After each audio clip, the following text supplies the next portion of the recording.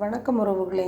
White rice, மாங்காய் ஊறுகாய், பருப்பு, தக்காளி, மஞ்சத்தூள், விளக்கெண்ணெய் ஊற்றி வேக வச்சு எடுத்து வச்சுட்டு, முள்ளங்கி, சின்ன வெங்காயம், கருவேப்பிலை, வெந்தயம், கடுகு எல்லாம் போட்டு தாளித்து உப்பு சேர்த்து சாம்பார் தூள் தேய்ச்சி எல்லாம் ஒன்றா கலந்து கொதிக்க வச்சுருக்கேன். லைட்டாக புளி ஊற்றியிருக்கிறேன்.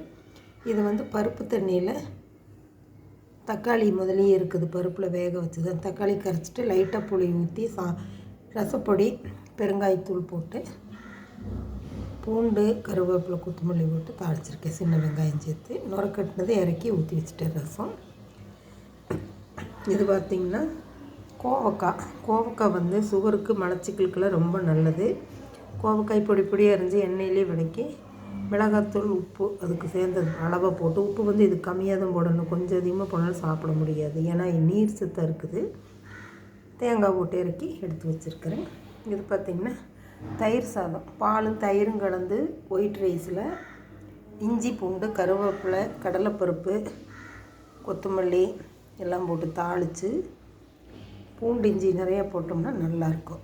கடுகு போட்டு தாளித்து எடுத்து மாதுளம்பழம் கலந்து எடுத்து வச்சுருக்கேன். இது இன்றைக்கி நம்மளோட லஞ்சு. உங்களுக்கு பிடிச்சிருக்கும்னு நினைக்கிறேன். பிடிச்சிருந்தால் லைக் பண்ணுங்கள், ஷேர் பண்ணுங்கள், சப்ஸ்கிரைப் பண்ணுங்கள், பெல் பட்டனையும் அமுத்துங்க. இந்த நாள் இனிய நாளாக எல்லோருக்கும் அமையட்டும். தேங்க்யூ.